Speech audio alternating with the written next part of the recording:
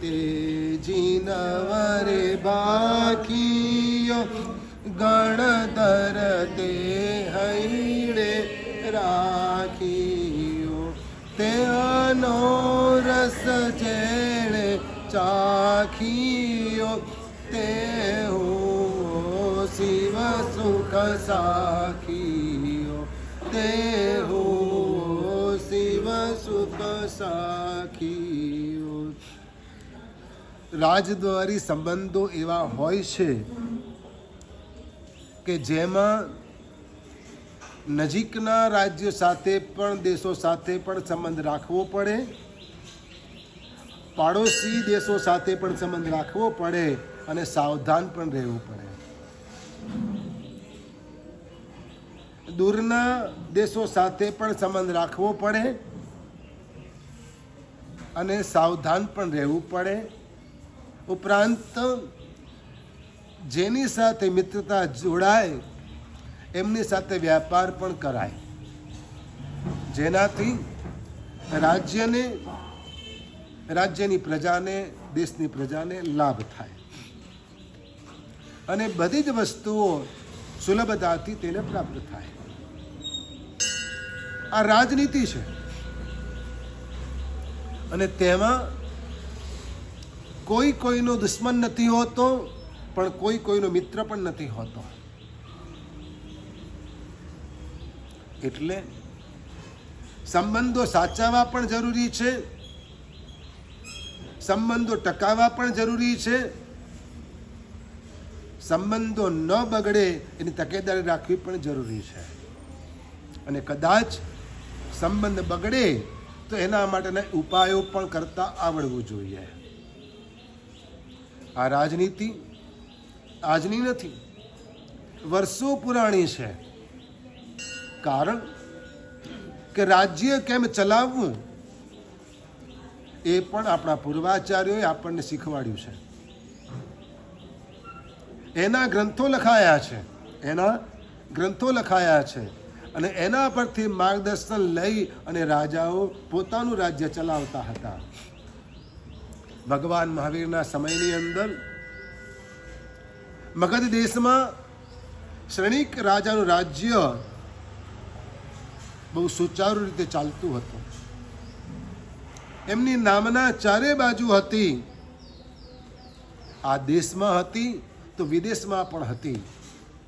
એવી એમની નામના થઈ હતી, કારણ કે તેઓ રાજ્ય તે રીતે ચલાવતા હતા. ઈરાનના રાજા સાથે પણ સંબંધો જોડાયા, વેપાર વગેરે ચાલુ થયા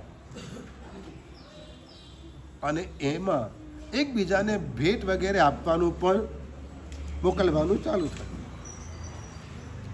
ક્યાંય પણ અવર જવર થાય રાજદ્વારી નેતાઓની એટલે તેમને ભેટ આપવામાં આવે, તેમને બહુમાન કરવામાં આવે, તેમને કોઈક એવોર્ડ આપવામાં આવે. આ બધું સહજ છે. એટલે આવી ભેટની આપલે ચાલુ થઈ, પરંતુ આ રાજાના લેવલ ઉપરથી વાત હતી. એવી જ રીતે મંત્રીના લેવલ ઉપર પણ વાટાઘાટો થતી હોય અને એમાં પણ મિત્રાચારી હોય. તો શ્રેણિક રાજાના મંત્રી હતા અભયકુમાર, બુદ્ધિશાળી હતા અને એમની નામના પણ દેશ વિદેશ સુધી ફેલાયેલી હતી. એટલે ઈરાનના રાજકુમાર સાથે એમની મિત્રતા થઈ અને એકબીજાને ભેટ વગેરે મોકલવાનું ચાલુ થયું. એ રાજકુમાર એટલે આદ્રકુમાર. એકવાર અભયકુમારે ગિફ્ટ મોકલી અને સાથે સૂચના આપી, સરપ્રાઈઝ. શું કહ્યું? સરપ્રાઈઝ. અને એવી સૂચના આપી કે આ ગિફ્ટ જે છે, આ ભેટ જે છે, તે તમારે એકાંતમાં જ ખોલવી.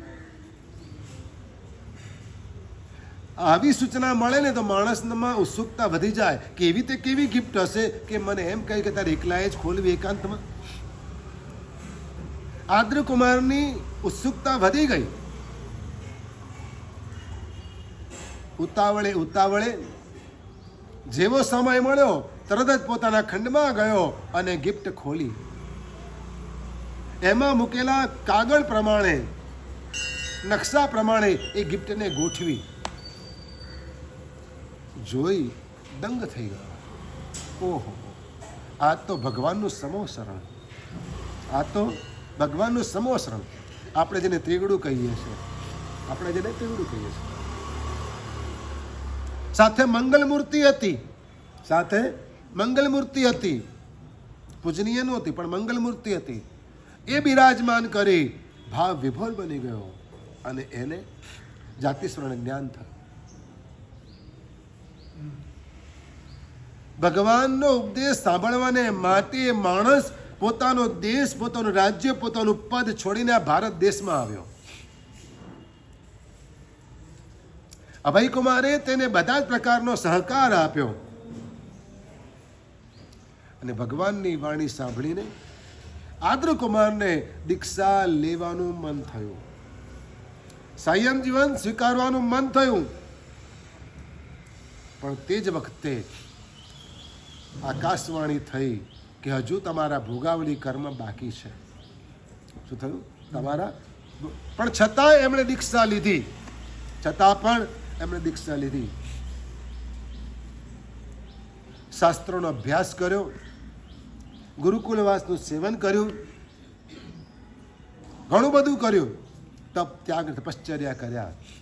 પણ એકવાર વળી પાછા સંસારમાં લપટાયા, આવી ગયા.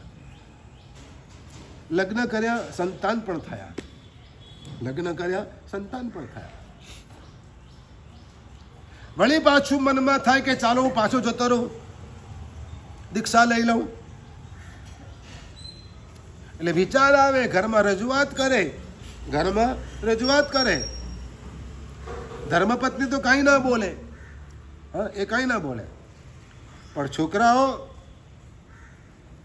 રમત રમતમાં એમના પિતાના પગ દોરીથી બાંધી દીધા, સૂતરના તાંતણેથી બાંધ્યા. શું કર્યું? સૂતરના તાંતણે છોકરાઓએ તેમને બાંધ્યા અને કહ્યું કે હવે તમને બાંધી દીધા, તમે કેવી રીતે જશો? બાળ ચેષ્ટા હતી. શું થયું? આ બાળ ચેષ્ટા હતી.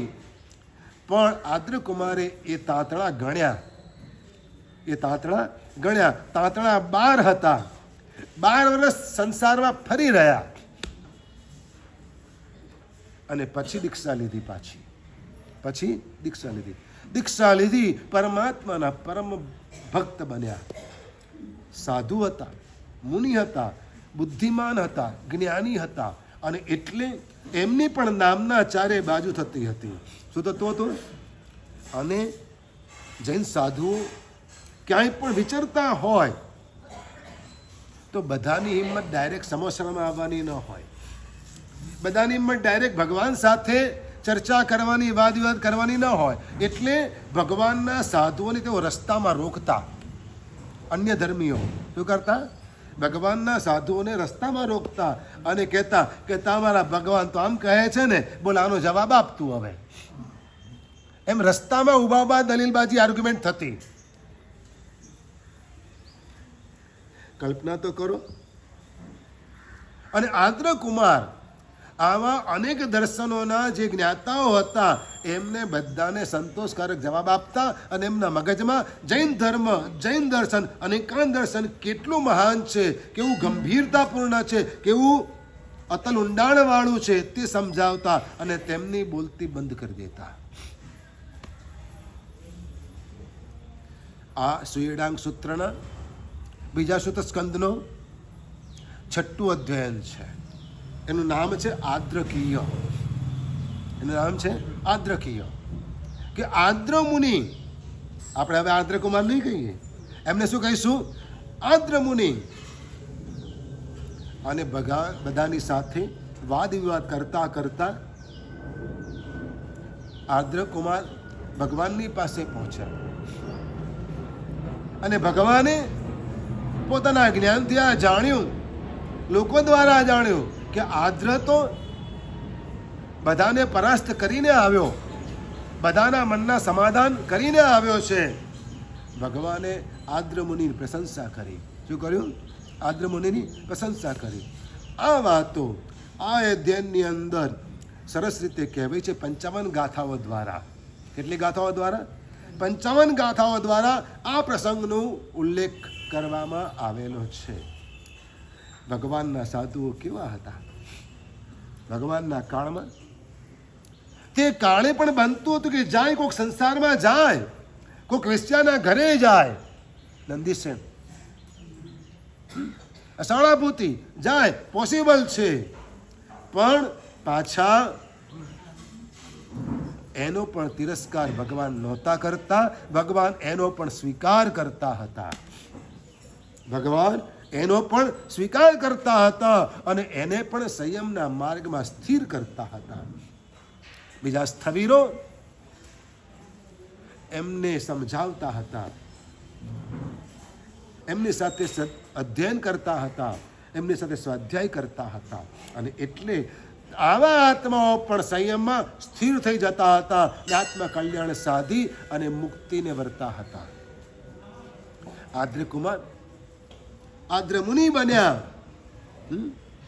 સમયગાળો વીતી ગયો, જિંદગીના ઘણા બધા વર્ષો આમ વીતતા ગયા, પણ છતાંય ભગવાન પ્રત્યેની જે આસ્થા હતી ને એ કોઈ પણ સંજોગોમાં તેમની ડગી નહોતી.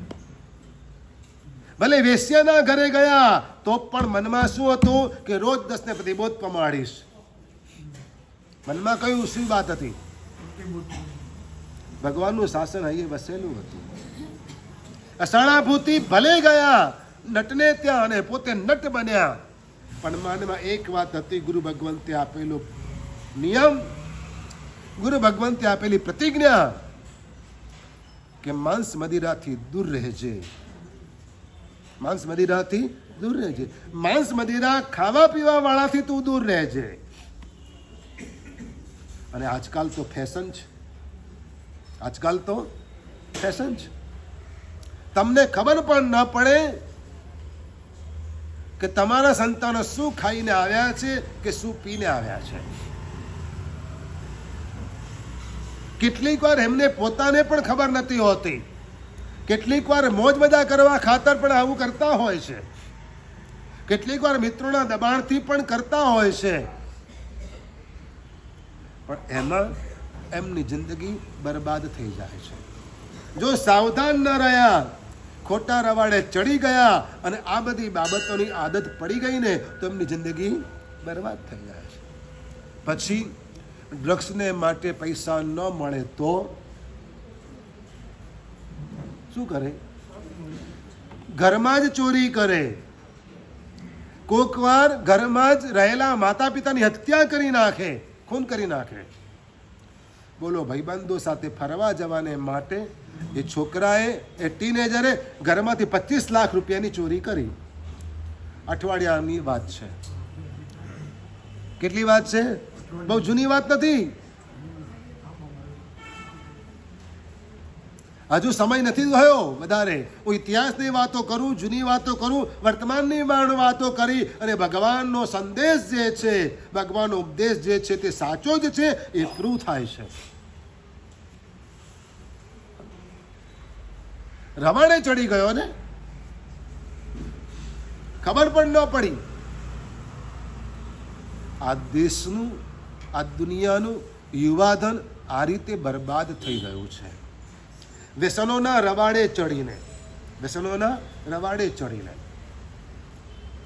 કેટલાકને આ રીતે તમાકુ, ડ્રગ્સ, XYZ આવી બધી બાબતોના વ્યસનો લાગ્યા, તો બીજી તરફ બિનજરૂરી રીતે દવાઓની પણ આપણને આદત પડી ગઈ.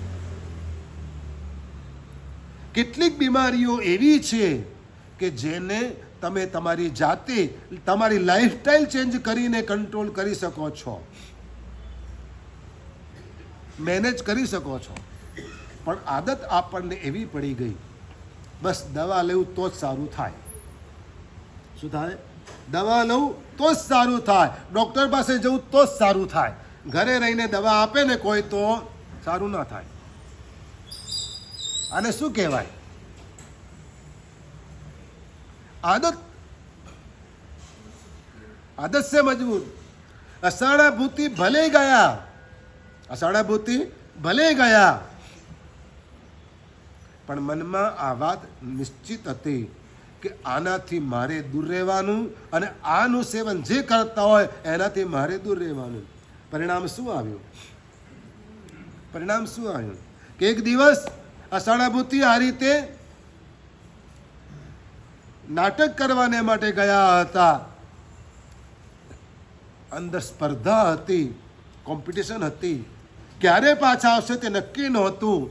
અને એટલે જે બે છોકરીઓએ એને ફસાવ્યા હતા ને, નટની દીકરીઓએ, એ બે જણી આટલા વખત પોતાની જાતને કાબૂમાં રાખીને બેઠી હતી.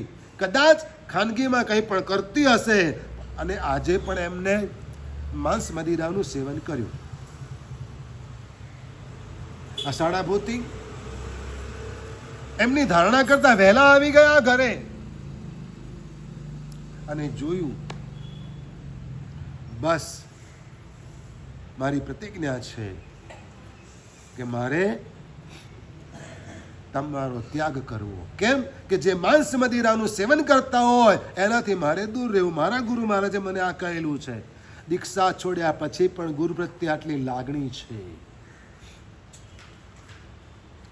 તપ અને ત્યાગ શું છે તેનું ભાન છે. એ સાધુ મટ્યો, જૈન નથી મટ્યો. શું મટ્યો છે? સાધુ મટ્યો છે, પણ જૈન નથી મટ્યો. અને એટલે અષાઢા ભૂતિ જઈ રહ્યા છે, પાછા ફરી રહ્યા છે, ત્યારે પેલી બંને જણી પગે પડી, કાકડુદી કરી, રડી અને રહેવા માટે વિનવણી કરવા લાગી. પણ અષાઢા ભૂતિ મક્કમ રહ્યા કે હવે આમાં કોઈ ફરક નહીં પડે. નિશ્ચય એટલે નિશ્ચય. છેવટે એના સસરા, અષાઢા ભૂતિના સસરા, પેલી બે દીકરીઓના પિતાજી, એમણે કહ્યું, ઠીક છે, હવે તમે નથી જ રહેવાના તો કોઈ વાંધો નહીં. હવે તમે નથી જ રહેવાના તો કોઈ વાંધો નહીં, પણ આ બેના ભવિષ્યને માટે તમે શું કરો? થોડીક વ્યવસ્થા કરીને જાઓ. થોડીક વ્યવસ્થા કરીને જાઓ. અષાઢા ભૂતિ આ વાત માનવા તૈયાર થઈ ગયા અને એમણે પોતે એક નાટક લખ્યું. ભાગ્યશાળી, નાટક કરવું એ જૈન શાસનમાં વેલિડ છે. 17 બેદી પૂજામાં નાટક પૂજા આવે છે, નૃત્ય પૂજા આવે છે. રાજા રાવણે, મંદોદરીએ અષ્ટાવક્ર ગિરિરાજ ઉપર નાટક કર્યું હતું. રાજા મહારાજાઓના દરબારમાં ધર્મને આધારિત પણ નાટકો ભજવાતા હતા. કારણ કે એ પણ એક ઉપદેશનો માધ્યમ છે, ઉપદેશનો રસ્તો છે. એનાથી પણ લોકોમાં સંસ્કાર રેડી શકાય છે, સારી વાતો રજૂ કરી શકાય છે. હા, એમાં મર્યાદા જળવાવી જોઈએ. રાજ દરબારમાં એ નાટક ભજવવાનું નક્કી થયું અને રાજાને રીઝવવાનો, અને રાજા જે ભેટણું આપે, લોકો જે ભેટણું આપે એ બધું તમારું, પછી હું છૂટો. અષાઢા ભૂતિએ નાટક લખ્યું ભરત ચક્રવર્તીનું. કયું નાટક લખ્યું? ભરત ચક્રવર્તીનું આખું જીવન કવન નાટકના રૂપે લખ્યું અને પોતે ભજવ્યું પણ ખરું. અને એ નાટક ભજવતા ભજવતા અષાઢા ભૂતિ મુનિને કેવલ જ્ઞાનની પ્રાપ્તિ થઈ ગઈ.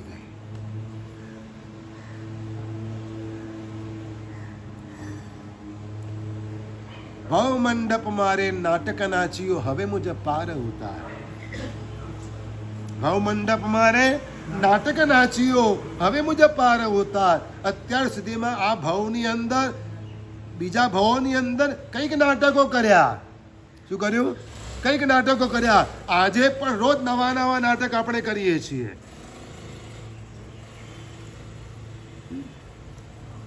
મારા સગા આવે ત્યારે નાટક જુદું હોય અને તારા સગા આવે ત્યારે નાટક જુદું હોય.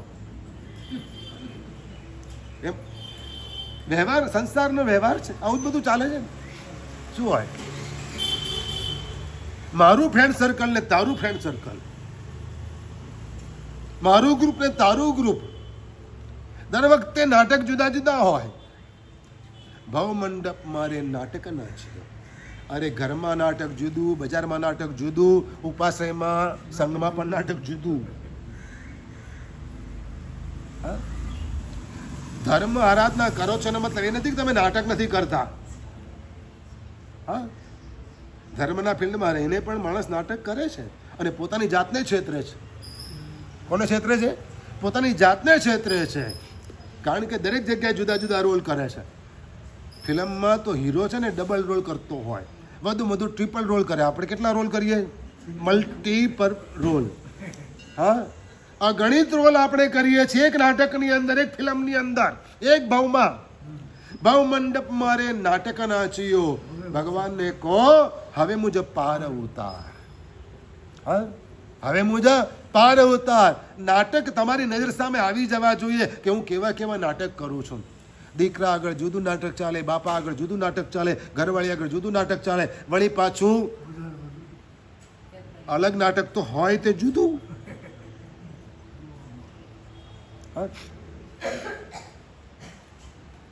આપણી નફટાઈનો કોઈ અંત નથી. એટલે ભવમંડપ મારે નાટક નાચ્યો. એક જ નાટક કર્યું છેલ્લું, અષાઢાભૂતિએ ભરત ચક્રવર્તીનું, અને દેવોએ આવીને વેશ આપ્યો. દેવોએ આવીને વેશ આપ્યો. આજ સુતસ્કંદની અંદર, આજ શ્રીડાંગ સૂત્રની અંદર એક અધ્યયન છે, પ્રત્યાખ્યાન ક્રિયા. કયું અધ્યયન છે? પ્રત્યાખ્યાન ક્રિયા. એટલે કે પચખાણનો મહિમા. પચખાણનો મહિમા. જે તમે પચખાણ કરો છો એનાથી શું લાભ થાય? તો સૌથી પહેલી સ્પષ્ટ વાત તમે બધા સમજો છો, બહુ વ્યવહારિક વાત છે, પણ છતાં જે લોકો નથી સમજતા ને એમને માટેની આ વાત છે કે ભાગ્યશાળી એ લોકો એમ કહે કે સાહેબ મેં જિંદગીમાં ક્યારેય કશું આવું કર્યું જ નથી, તો પછી પચખાણ લાવું કે ના લો શું ફરક પડે?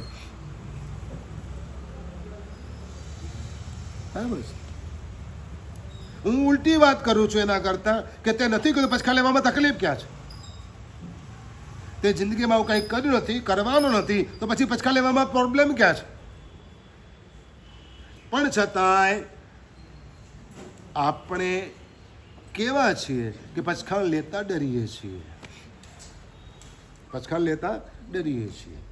ભગવાન કહે છે પચખાણ કરવાથી, પચખાણનું પાલન કરવાથી, પચખાણની સ્પર્શના કરવાથી કર્મ નિજરા થાય છે, કર્મબંધ અટકે છે. કર્મબંધ અટકે છે, કર્મ નિજરા થાય છે. એક વાત સમજી લો, કર્મ નિજરા તો અત્યારે પણ પળે પણ થઈ રહી છે. કર્મ નિજરા તો બજારમાં ફરતો ને ત્યારે થઈ રહી છે, પણ કર્મ બંધ પણ ચાલુ છે. એટલે માત્ર કર્મ નિજરા થાય એ પૂરતું નથી, પણ કર્મબંધ અટકાવવું પણ જરૂરી છે, અને એ પચખાણ દ્વારા સંભવ છે.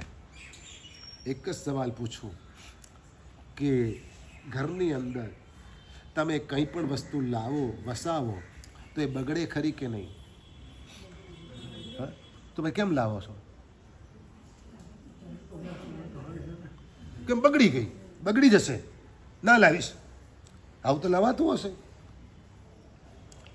ખબર જ છે કે આ બગડી જશે, ભલે વોરંટી આપે પણ તો પણ બગડે.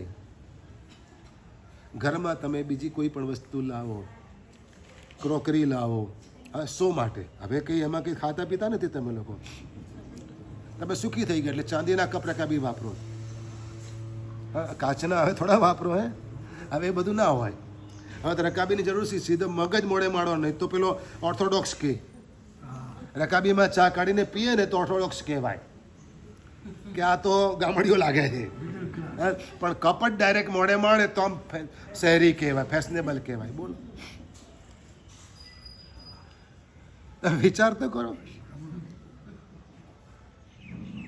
બેઠા બેઠા ખાય તો દેશી કહેવાય, ને ઊભા ઊભા ખાય તો ભિખારી કહેવાય. શું કહેવાય? શું કહેવાય ભાઈ? હા, ભાગ્યશાળી પચખાણ કરવા જ જોઈએ, પચખાણ પાળવું જ જોઈએ. ઉપવાસનું પચખાણ લીધું, અઠ્ઠમનું પચખાણ લીધું. હવે બન્યું એવું કે કોઈક કારણસર તબિયત થોડીક વધારે બગડી અને તે વખતે તમારા હોશકોશ રહ્યા નહીં. પરિવારના સભ્યો તમને ડૉક્ટર પાસે લઈ ગયા અને તમને દવા આપી દીધી, તો અઠ્ઠમ ભાગ્યો કહેવાય? ના. તમે જઈ રહ્યા છો, અત્યારે વાતાવરણ ચોખ્ખું છે, પણ અચાનક છાંટા ચાલુ થયા. તમારી પાસે છત્રી નથી, તમે ઉતાવળે ક્યાંક જવાનો પ્રયત્ન કરી રહ્યા છો, કંઈક ઊભા રહીએ જેથી પલળી ન જવાય. પણ એ વખત દરમિયાન તમારા હોઠ ઉપર પાણીની એક બૂંદ પડી ગયું, તો ઉપવાસ ભાગી ગયો? સમજ્યા?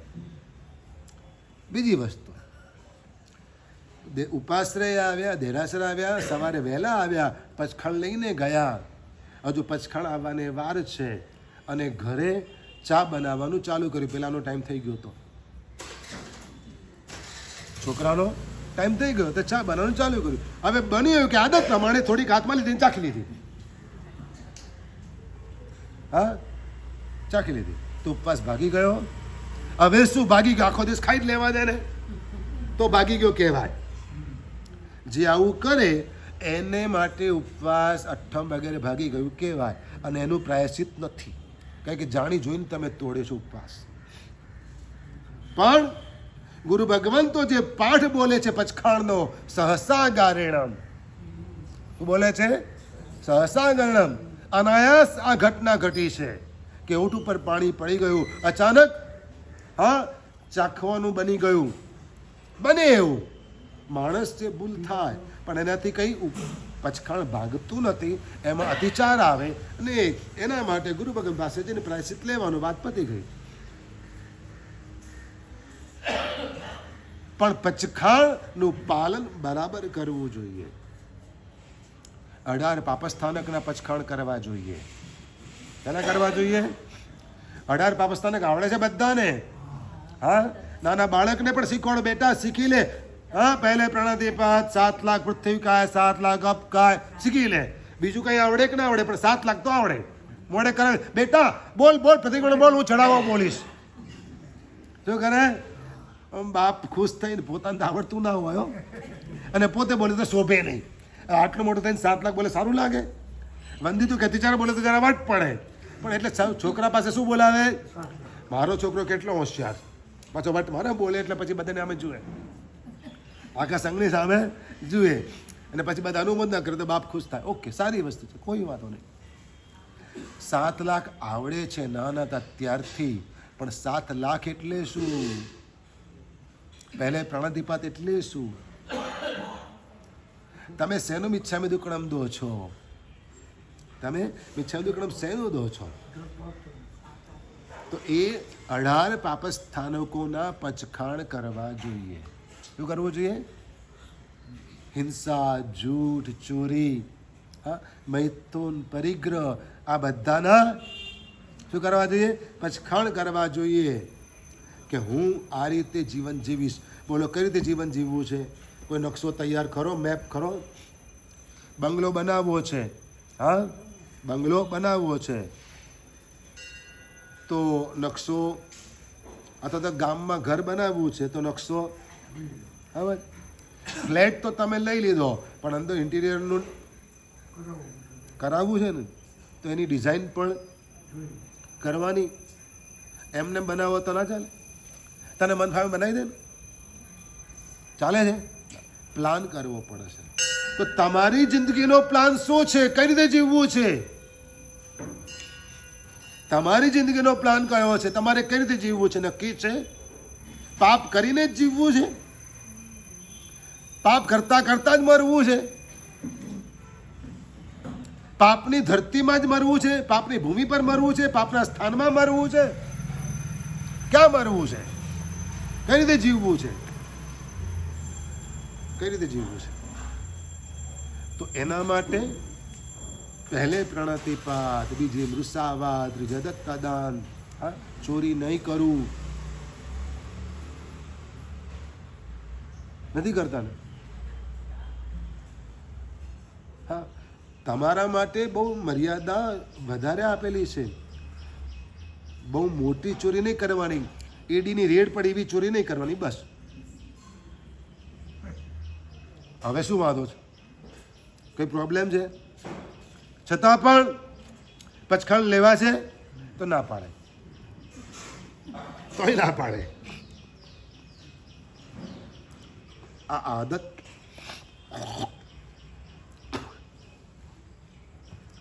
આ પણ ચોરી કરવી એ પણ વ્યસન છે. શું છે? ચોરી કરવી ને એ પણ વ્યસન છે. રસ્તે જતા કોકની મજાક મસ્તી કરવી ને એ પણ વ્યસન છે. એ આછકલાઈ છે, એ નિમ્નતા છે. બિનજરૂરી ભેગું કરવું ને એ પણ ધર્મ નથી. ઉંદરડાએ ઘણું ભેગું કર્યું. કેટલી સોનામોરો હતી? હા, કેટલી હતી? જેટલી પણ હતી એટલી. આપણે ક્યાં લેવા જવું છે? પણ હતી ખરી, બરાબર છે. એને શું કામ લાગવાની હતી? એને શું કામ લાગવાની હતી? છતાં પણ રોજ દરમાંથી કાઢતો, મૂકતો, ડગલો કરતો ને એના પર નાચતો. તમારે ઉંદરડામાં કોઈ ફરક ખરો? તમારામાં ને ઉંદરડામાં કોઈ ફરક ખરો? મારી પાસે આટલું છે, આટલી એફડી છે, આટલા શેર સર્ટિફિકેટ છે. મારી મમ્મી પાસેથી હજુ આટલું આવવાનું છે. હા, ખરું કે નહીં? તમારા અને ઉંદરડામાં ફરક શું? કોઈ ફરક નહીં. બસ મારી પાસે આટલા ડ્રેસ છે, લગ્ન વખતનો હજુ સાચવી રાખ્યો છે, પણ હવે કરીને પહેરવાની હિંમત છે? બોલો, હિંમત છે પહેરવાની? તો આપી દો ને. પણ નહીં આપે. હા, બોલો બોલો. આટલું મોંઘું કઈ આપી દેવાતું હશે તો બેઠા બેઠા ધૂપ કર. હા, એના પચડીને નાચ. હા, આ મારી મમ્મીને ત્યાંથી આવેલું, હા, આ મારી બહેને આપેલું, બધું યાદ રાખ્યો. ગિફ્ટ ચાહે કંઈ પણ વસ્તુ હોય, પણ આ આપણા આત્માની દશા છે. આ પરિગ્રહ સંજ્ઞા છે. શું છે? એના પચખાણ કરવાના કે બસ આટલું જ જોઈએ. કેટલું જોઈએ? આટલું જ જોઈએ. એવા પણ શ્રાવકો છે કે જેમને વર્ષમાં માત્ર 5 જોડી કપડાં જોઈએ છે અને એનાથી ચાલે છે. કેટલા? 5 જોડીથી વધારે નવી જોડી સીવડાવવાની નહીં. ચલો, કેટલી રાખવી છે? 25, 50? બોલો, કેટલી નક્કી કરો ને. આખા વર્ષમાં 100 થી વધારે જોડીને કપડાં નહીં લઉં. ચલો, નક્કી કરો. એનાથી વધારે ડ્રેસ નહીં લઉં. ચાલશે ને? હા, નહીં અપાવે. તમે કહો 100 અપાવી તો મેં બાધા લીધી છે, નહીં અપાવે. હા, શું છે? રોજ રોજ વારે ઘડિયા શું છે? બબ્બે દાડે કઈ શોપિંગ કરવા જવાનું છે? શું થાય? ફરવા નીકળ્યા હતા 2 જણા. હા, 2 જણા ફરવા નીકળ્યા હતા અને દુકાન પર રેડ બોર્ડ વાંચ્યું. 50 રૂપિયા બનારસી સાડી, 100 રૂપિયા સિલ્ક સાડી. પેલી બેંક કે લીધી, પાઉચ લાવો, પૈસા લાવો. કેમ? કે શું કે શોપિંગ કરવા જવું છે કે જો કેટલી સસ્તી સાડી મળે. પેલો કે બરાબર, ધ્યાન. તેવા જ આ વેચવાની નહીં, ધોવાના પૈસા છે. શું છે?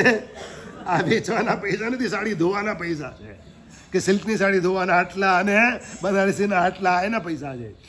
તો શું ગાડી થાય? મોલમાં ગયા હોય ને, ફરવા જ ગયા હોય, કંઈ લેવું ના હોય તો પણ હવે આટલું ફર્યા, કંઈક તો લેવું છે ને. એને કેવું લાગે કે લે,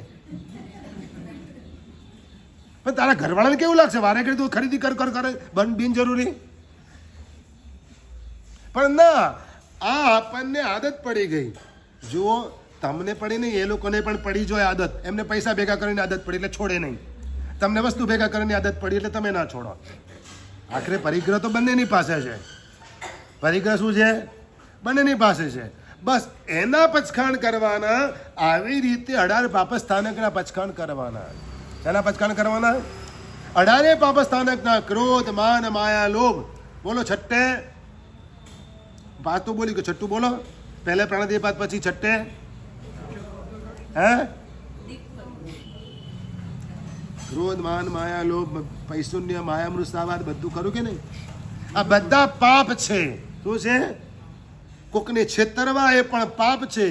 કોકની સાથે ચીટિંગ કરવું એ પણ પાપ છે. જુઠ્ઠું બોલવું પાડોશી માટે એ તો આવા છે. ઇન્કવાયરી કરવા તમારે ત્યાં આવ્યા હોય, એની છોકરીનું જોવાનું હોય ને, ઇન્કવાયરી કરવા તમારે ત્યાં આવ્યા કે તમારા પાડોશી કેવા, એટલે તમે શું કહો? સારું જ બોલો ને. એનું શું કરો? કેવું બોલો? હે એટલે જેવા હોય એવું બોલીએ કે હમણાં સાચું બોલવાનું. ભગવાને આવું સાચું બોલવાની ના પાડી છે. એને પણ જૂઠ કહ્યું છે. કારણ કે એને કારણે એનું થાય જ નહીં. બિચારીને આપઘાત કરવાનો વારો આવે. મારામાં એવી રીતે કંઈ ખામી છે, મારું થતું જ નથી, એમ બિચારી ડિપ્રેસ થાય, ક્યારેક આપઘાત કરી બેસે. એટલે હિંસા સુધી પહોંચે વાત. તમારું બોલેલું સત્ય, આને ભગવાન સત્ય નથી કહેતા, જૂઠ જ કહે છે. શું કહે છે? જૂઠ જ કહે છે. એટલે એ કોકના જીવ લેવા સુધી પહોંચતું હોય ને તો બોલવું નહીં. એટલે એના પચખાણ કરાવે કે આવા મોટા જૂઠ બોલવા નહીં. શું? આવા મોટા જૂઠ બોલવા નહીં. આને મોટું જૂઠ કહેવાય. શું કહેવાય? નાના નાના તો બોલવા પડે. ઘરમાં નથી બોલતા જૂઠું? ઘરવાળીયા નથી બોલતા ને? હા પાડજો. હા, ઘરમાં જૂઠ બોલવું પડે કે ના બોલવું પડે? બોલવું પડે. એ લોકો બોલે છે, એવું નહીં કે તમે જ બોલો છો.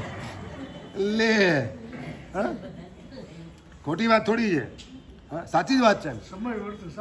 લો, સમય વર્તે સાવધાન. જેવો સમય પ્રમાણે. એટલે નાની નાની વાતોમાં ઓકે ઠીક છે, અમારા માટે તો એ પણ મનાય છે.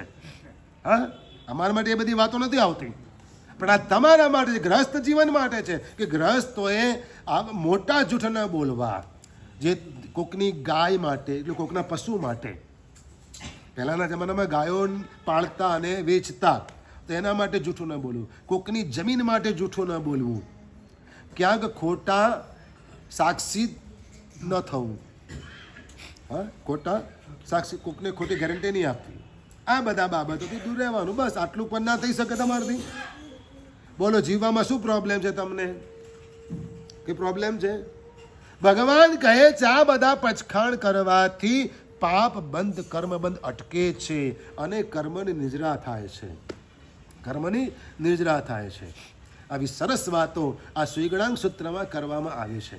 બીજો એક પ્રસંગ, બહુ મસ્ત પ્રસંગ છે કે ભગવાન રાજગૃહ નગરીમાં બિરાજમાન હતા. રાજગૃહ નગરીમાં સમોસર્યા હતા અને ભગવાનનું પ્યારું સ્થાન હતું નાલંદા પાડો. કયું? જ્યાં ભગવાને 14 ચોમાસા કર્યા. જ્યાં ભગવાને 14 ચોમાસા કર્યા. અને ત્યાં આગળ જ્યાં ભગવાન ત્યાં ગૌતમ, જ્યાં વીર ત્યાં ગૌતમ, જ્યાં ગૌતમ ત્યાં વીર. ગૌતમ સ્વામીજી પણ ત્યાં વિચરતા હતા સાથે, અને ગોચરી વગેરે લાવા કરવા જતા હતા. તે વખતે એ કાળમાં ભગવાનમાં પાર્શ્વનાથને થયે માત્ર 250 વર્ષ જ થયા હતા. કેટલા થયા હતા? 250 વર્ષ થયા હતા. અને એટલે એ કાળમાં, એ સમયે ભગવાન પાર્શ્વનાથના સાધુઓ ક્યાંક ક્યાંક વિચરતા હતા. તેઓ પણ આ જ વ્રતોનું પાલન કરે. મહાવીર સ્વામી ભગવાનના સાધુ પણ આ જ વ્રતોનું પાલન કરે, પણ છતાં બંનેમાં તફાવત, એક વ્હાઇટ એન્ડ વ્હાઇટમાં અને એક મલ્ટી કલરમાં.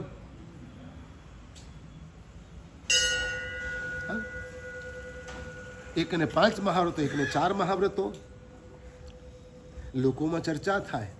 કમસે કમ પાર્શ્વનાથ ભગવાનના શાસનના સાધુઓને મનની અંદર જિજ્ઞાસા થાય કે આ ભગવાન તીર્થંકર પરમાત્મા છે. અમારા પણ ભગવાન તીર્થંકર પરમાત્મા હતા, પાર્શ્વનાથ પ્રભુ હતા. એમને પણ આ જ ઉપદેશ આપ્યો છે, પણ એમની આ વાતો છે અને આમની આ વાતો છે. તો પછી આ બેમાં તફાવત શું? આ બેમાં તફાવત શું? ક્યાં મતભેદ? ક્યાં જુદા પડીએ છીએ? ભાગ્યશાળી વિચારોના ભેદ હોઈ શકે, મનના ભેદ ન હોય. વિચાર ભેદ હોય, મતભેદ હોય, મનભેદ ન હોય. અને તે વખતે ભગવાન પાર્શનાથના એક શિષ્ય સાધુ, આપણે એમને ગણતર નથી કહેતા, પણ તેમના સાધુ, સંતાનનીય સાધુ, નામ એમનું ઉદક શ્રમણ. કયું નામ છે? ઉદક શ્રમણ. અને એ ગૌતમ સ્વામીજીને રસ્તામાં મળી ગયા. હા,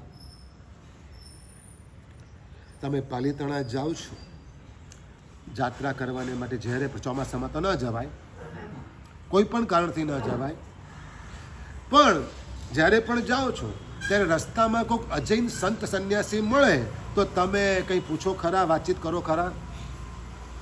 કેમ? એ તમારા સ્થાનમાં આવ્યા છે, તમે કેમ કંઈ ના પૂછો? તમે ઉતરી રહ્યા છો, એ ચડી રહ્યા છે. તમે જૈન છો, એ અજૈન છે. તમે એમને કંઈ પૂછો કે મહારાજ કઈ બાજુ? આ બાજુ, અહીંયા, એમ પૂછો? બસ એટલે જ પાલીતાણામાં બીજા બધા તત્વોએ તોફાન મચાવ્યા છે. સમજી ગયા? તમારી ઉપેક્ષા તીર્થને નુકસાન કરનારી બને છે. એ લોકો ખોટું કરવા નથી આવતા, પણ તમારી બેદરકારી છે. તમને તીર્થ પ્રત્યે બીજો કોઈ વિશેષ ભાવ નથી. સીધી વાત ક્લિયર થાય છે. એટલે તમારે ત્યાં આવનારને તમે કાંઈ પૂછતા નથી. રસ્તામાં બેઠા હોય, કલાક બેસીને તમે પૂછો, ચલો, એમનાથી ચડાતું નથી ને બેસી ગયા અડધે જઈને, અને કલાક 2 કલાક બેઠા, તમે કંઈ પૂછો ખરા કે મહારાજ કેમ બેઠા છે? તીર્થ તમારું છે ને, તો કેમ ના પૂછો? દેરાસર બધા તમારા છે ને ઉપર, કેમ ના પૂછો?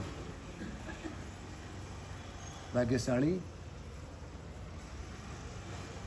એમના પ્રત્યે પણ આદરભાવ રાખવો જોઈએ, આદરભાવ રાખીને પૂછવું જોઈએ, કે ચોર સમજીને નહીં કે મહારાજ ક્યાંથી પધાર્યા, પહેલી વખત આવ્યા? પૂછાય કે ના પૂછાય? જૈન ધર્મ પ્રત્યે કંઈક અહોભાવ થયો છે ત્યારે આવ્યા હશે ને, કે ફરવા જ આવ્યા હતા, પિકનિક માટે આવ્યા હતા? તો ચડે શું કરવા આ રીતે? ના. હા, પણ તમારે પૂછવું જોઈએ. અને જો પહેલી વખત આવ્યા હોય તો ચાલો હું સાથે આવું, તમને બધું બતાવું. શું કરું? અમારા ધર્મસ્થાનો અને એનો મહિમા, એનો હિસ્ટ્રી, એનો ઇતિહાસ હું તમને બતાવું. જેટલી ખબર હોય એટલું કહેવાય. તો શું થાય? સંભવ છે એ આત્મા તે ઘડીએ પણ સમ્યક્ત્વ પામી જાય. આજથી 42 વર્ષ પહેલા હું 99 કરતો હતો. સાંડેરા ભવનથી તળેટી જતા અડધો કલાક લાગે, અને સાંડેરા ભવનમાં અમે રહીને 99 કરાવતા હતા. અને તે વખતે હું યાત્રા કરીને પાછો ઉતરતો હતો, અને મારી વિચારસરણી પ્રમાણે હું પ્રાય એક જ યાત્રા કરતો હતો. 2 વખત યાત્રા કરું, પણ ભગવાન એક જ વખત મળતા હતા શાંતિથી. હા, ચેતવંદન કરી લઈએ, પણ શાંતિથી ક્યારે મળાય? કેટલી વાર મળાય? નીચે ભાગવાની ઉતાવળ હોય, જલ્દી પાછા આવવાની ઉતાવળ હોય, એટલે એક જ વખત કરતો હતો. અને એ પાછા ઉતરતા ઉતરતા એક સંત રસ્તામાં મને મળ્યા. આજે પણ જીવે છે, 90 અપ તેમની ઉંમર છે, અને તેઓ પેટલાદ પાસે દંતાલી આશ્રમમાં રહે છે. સ્વામી સચ્ચિદાનંદ.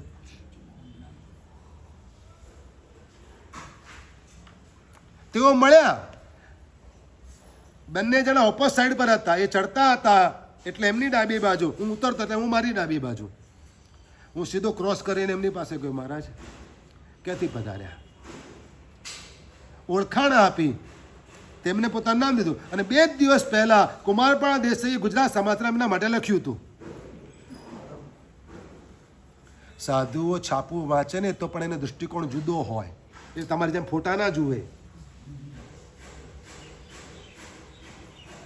સમજી ગયા ને?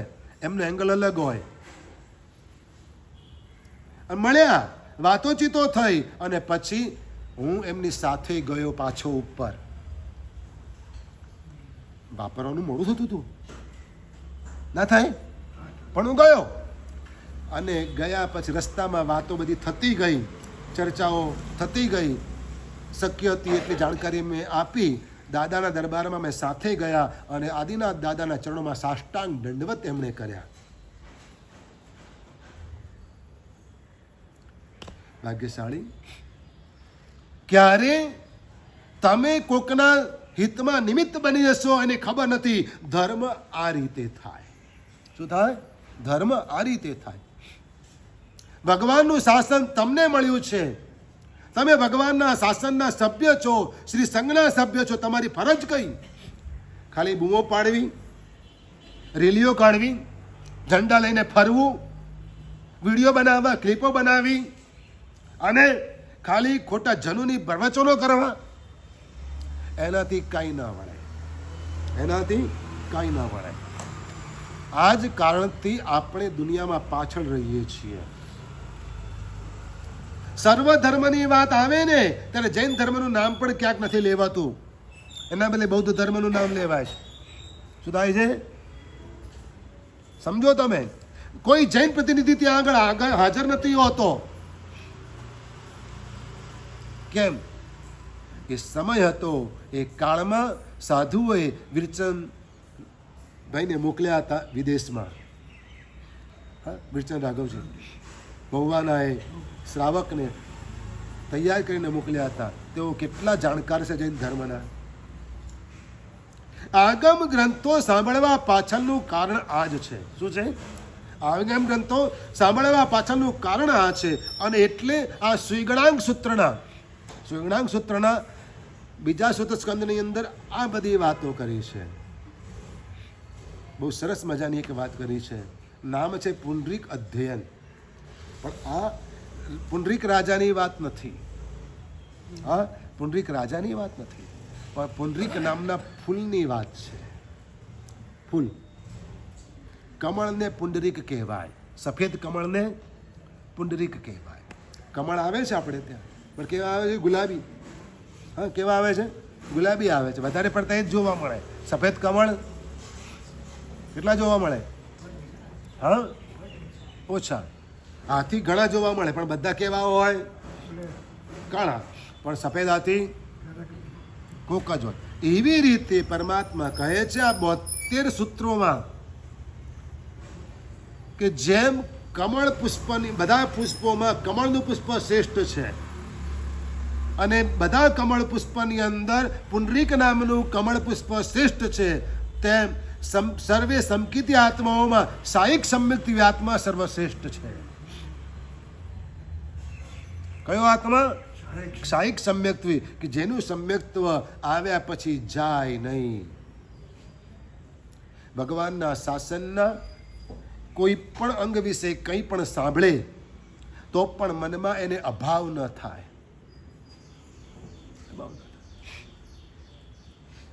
બધા એવું કરે છે.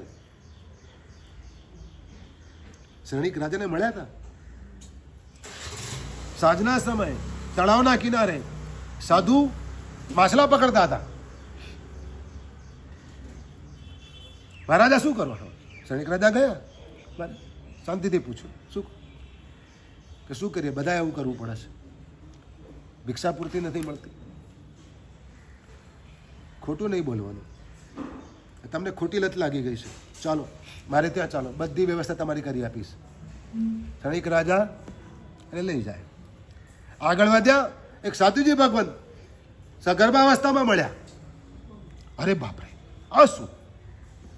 અને શ્રેણિક રાજાએ એને પણ શું કીધું? આ તો દેવ પરીક્ષા કરવા આવ્યો હતો. દેવ પરીક્ષા કરવા આવ્યો હતો, વાસ્તવિકતા નહોતી. પણ સમ્યક્ત્વ કેવું હતું એ આપણે જોવું છે કે શ્રેણિક રાજાનું સમ્યક્ત્વ કેવું હતું કે આવા દ્રશ્યો નજરે ચડે ને તો પણ જીન શાસન પ્રત્યેની શ્રદ્ધા ડગે નહીં. અને એટલે શ્રેણિક મહારાજાને માટે કહેવાય છે તેઓ સાયિક સમ્યક્ત્વના ધણી હતા. કેવા હતા? સાહિક સમ્યક્ત્વના ધણી હતા. એમનું સમ્યક્ત્વ આવું દ્રઢ હતું. એટલે બધા સમ્યક્ત્વી આત્માઓની અંદર સાહિક સમ્યક્ત્વી આત્મા સર્વશ્રેષ્ઠ છે. જેમ બધા કમળોમાં પુંડરીક કમળ શ્રેષ્ઠ છે તે રીતે એ જ રીતે બધા ચારિત્રધર મહાત્માઓની અંદર યથાખ્યાત ચારિત્રના પાલન કરતા ચારિત્રધર મહાત્મા સર્વશ્રેષ્ઠ છે. યથાખ્યાત એટલે ભગવાને જેવું કહ્યું છે તેવું ચારિત્ર.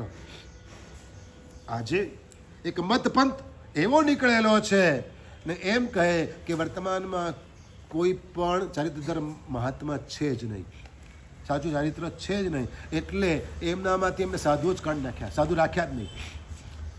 માને ભગવાનને, મહાવીર સ્વામી જૈન ધર્મને જ માને, એને જ અનુસરીને બધી વાતો કરે, દેરાસર પણ બનાવે, બધું કરે, પણ અને સાધુને ઉતારો પણ આપે, ગોચરી પણ વરાવે, પણ એ મહાપુરુષ તો સાધુને હાથે ના જોડે અને પોતાની જાતને સાધુ કરતા મહાન કહેવડાવે.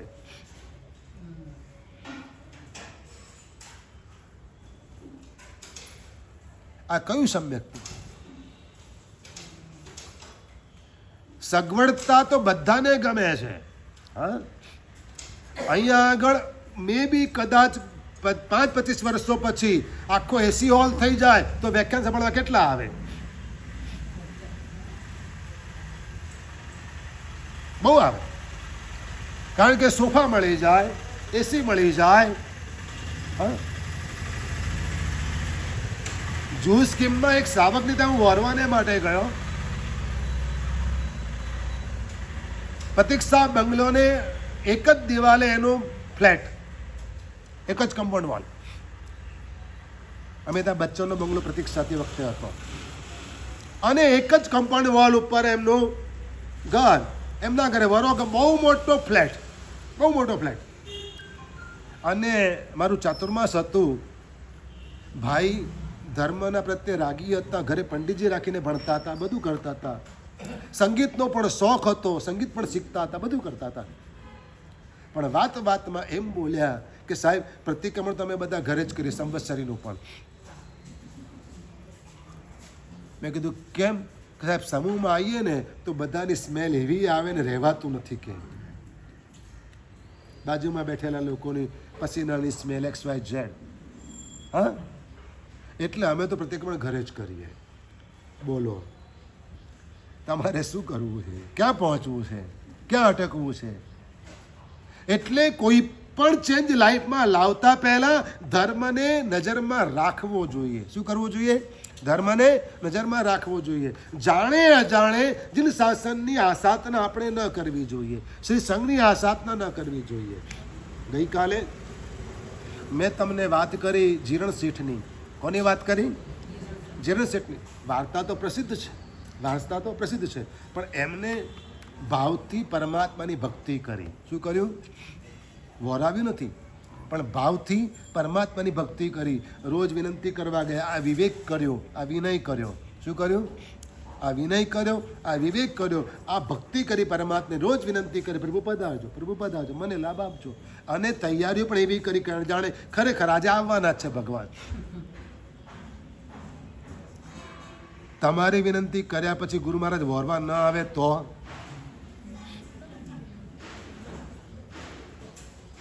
ગુરુ મહારાજ વોરવા ન આવે તો શું થાય? ભાવ એવા ને એવા ટકી રહે. આજ નહીં કાલે લાભ મળશે, શું વાંધો છે? અરે રે આટલું બધું બનાવ્યું, ખોટું બગડ્યું. હા, શું થાય? જીરણ શેઠ આ રીતે રોજ ભાવના ભાવતા, રોજ વિનંતી કરતા, રોજ આવી તૈયારીઓ કરતા.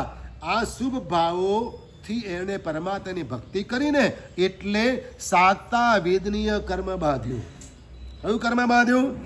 સાતા વેદનીય કર્મ બાંધ્યું કે જે દેવલોકની અંદર અપૂર્વ સુખ છે એવા દેવલોકે પહોંચ્યા. સુર અચ્યુતે જાવે, અચ્યુત દેવલોકમાં પહોંચ્યા. ત્યાં એમનો અવતાર થયો, ત્યાં એમનો જન્મ થયો. અહીં તો એટેક આવી ગયો. હે મારા ભગવાનને પારણું થઈ ગયું, મને લાભ ના મળ્યો. થાય એવું કંઈ? એવું કંઈ થાય? બાજુવાળાને ઘેર જાય તમારે ઘેર વોરવા ના આવે તો કંઈ થાય?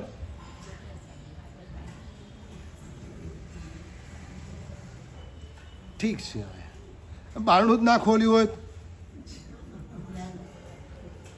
બધા એવા નથી હોતા, પણ આવું પણ બને છે. શું થાય છે? આવું પણ બને છે, બારણું જ ના ખોલે. કારણ કે ધર્મ પાળતા જ નથી, તો પછી ધર્મ લાભ મળે ક્યાંથી? ધર્મ પાળતાને ઘેર ધર્મ લાભ મળે? ધર્મ લાભ કોને મળે? જીરણ શેઠે આ રીતે જીન શાસ્ત્રની ભક્તિ કરી, પરમાત્માની ભક્તિ કરી. આજુબાજુ કોઈ જોતું હશે કે નહીં જોતું હોય? જીરણ શેઠ આ બધું કરતા હતા તો લોકો નહીં જોતા હોય? એમને કેવું લાગતું હશે? આગમ ગ્રંથો તમે સત્વમાં લઈ ગયા, હા, અને તમે જ્ઞાનની ભક્તિ કરી, વાસ્તે ગાસ્તે વહરાવવા માટે લઈને આવ્યા, તો આજુબાજુવાળા અજયનોને શું લાગ્યું કે હો, તમે આ પુસ્તકનું પણ આટલું બહુમાન કરો છો, આગમ ગ્રંથોનું. હા, હવે રાજગીરી, હા, અને પછી પાવાપુરી, એમ ભાગ્યશાળી. એ રીતે બીજાને કંઈક તો ભાવ જાગ્યા હશે ને. જીરણ શેઠે જ્યારે આ બધી તૈયારીઓ કરી, આ બધું કરતા હતા, આવા ગાણા ગેલા જોતા હતા, તો શું કરો છો? શું તમે શું ચાલે છે? આ બધું શેની તૈયારીઓ છે? ઓ, મારા ભગવાન પધારવાના છે. શું કે? અને એ આનંદ, એ ભક્તિભાવથી એમણે સાતાવેદનીય કર્મનો બંધ કર્યો. પણ એનાથી ઓપોઝ ગોસાળો, એનાથી ઓપોઝ ગોસાળો, કે એને તીર્થંકર પરમાત્માની પણ આસાધના કરી. તીર્થંકર પરમાત્માની પણ આસાધના કરી. એટલું જ નહીં, એ ભાવમાં નહીં, પછીના ભાવની અંદર પણ, હા, પછીના ભાવની અંદર પણ એ ભલે રાજા બન્યો, અમુક ભાવ પછી એ રાજા બન્યો. એનું નામ સુરસેન. શું નામ પડ્યું? સુરસેન. પૂજાની ઢાળમાં નામ આવતા જાય છે સાતવેદનીય કર્મને પૂજામાં. એનું નામ સુરસેન. નામ તો જુદું હતું, પણ એના મિત્ર દેવો એના ખભે બેસીને એની સહાયતા કરતા હતા, એટલે નામ પડી ગયું સુર એટલે દેવ. સુરસેન એવું નામ પડી ગયું. પણ એવો અનાળી, એવો અનાળી, ડગલે ને પગલે જીન સાધુઓની તર્જના કરે. શું કરે? પરેશાન કરે. સાધુઓને રાજ્યમાંથી તગેડી મૂકે. સાધુઓનો એવો દ્વેષી બની ગયો. શું થઈ ગયો? સાધુઓનો એવો દ્વેષી બની ગયો હતો. અને એ આ રીતે સાધુને પરેશાન કરતો હતો. નગરમાં રહેવાવાળા શ્રાવકો, સજ્જનો, એ લોકો ત્રાસી ગયા કે આવું થોડું ચાલે. સાધુ છે, ભલે આવતા ભિક્ષા લઈ જાય, બીજું શું કરે છે? પણ રાજાની આગળ કોઈનું ચાલે નહીં. રાજાને સમજાવવા પ્રયત્ન કર્યા, રાજા માન્યો નહીં. છેવટે બાજુના રાજ્યના રાજાઓને વચ્ચે પાડવા પડ્યા. તો એના દબાણથી સુરસેન માન્યો. થોડોક ટાઈમ બરાબર ચાલ્યું, વળી પાછી જાત બતાવી. પણ એમાં એકવાર એક સાધુ ભગવાન પધાર્યા. એક સાધુ ભગવાન પધાર્યા અને તેઓ આનાથી જરા પણ ડર્યા નહીં ને ડગ્યા નહીં. અને ઓહ તું, એમ કીધું. રાજાને શું કીધું? ઓહ તું. રાજા વિચાર કરે, તું કહેવા વાળો મને કોણ? ગુરુ ભગવાન જ્ઞાની હતા, એટલે આ દેવસેન રાજાનો પૂર્વજન્મ તેમણે જોઈ લીધેલો હતો. જાણી ગયા હતા કે આ તો ગોસાળો જ, એનો જ જીવ. ત્યાં આગળ જે ભગવાન પ્રત્યે તેજો દ્વેષ હતો એ હજુ પણ વિકસ્યો છે. અને આજે પણ સાધુઓનો તે દ્વેષ કરે છે, સાધુઓને સતાવે છે, એમના ઉપકરણો ઝૂંટવી લે. શું કરે? હાથમાંથી દાંડો લઈ લે, હાથમાંથી પાત્રા લઈ લે, હાથમાંથી ઓગો ખેંચી લે. થયું હતું થોડા વખત પહેલા ઉત્તર ગુજરાતમાં સાધુજી ભગત પાસેથી બધું ખેંચી લીધું હતું. આવું થાય છે. આવા દિવસી હોય છે શાસનના. આ દ્વેષી આવા હોય. રાજા સમજ્યો નહીં અને રીબાઈને મર્યો. શું થયું? રીબાઈને મર્યો અને અંતે મરીને એ 7મી નરકે ગયો. ક્યાં ગયો? અનેક વાર અનેક ભાવ ભ્રમણ કર્યા. શું કર્યું? અનેક ભાવ ભ્રમણ કર્યા. ઘણું રખડ્યો, ઘણું દુઃખી થયો. શું થયું? ઘણું દુઃખી થયો. કેમ? કે આ રીતે જીન શાસનની આસાધના કરી. એટલે ક્યારે પણ આરાધના કરવાની બહુ સારી વસ્તુ છે, પણ આસાત્ન ન થાય તેનું ધ્યાન પણ રાખવું જોઈએ, જેથી આપણે સંસારમાં વધારે રખડીએ નહીં અને જલ્દી મુક્તિગામી બનીએ. વિશેષ અગ્રતિકાર વર્તમાન. ગુરુવંદન.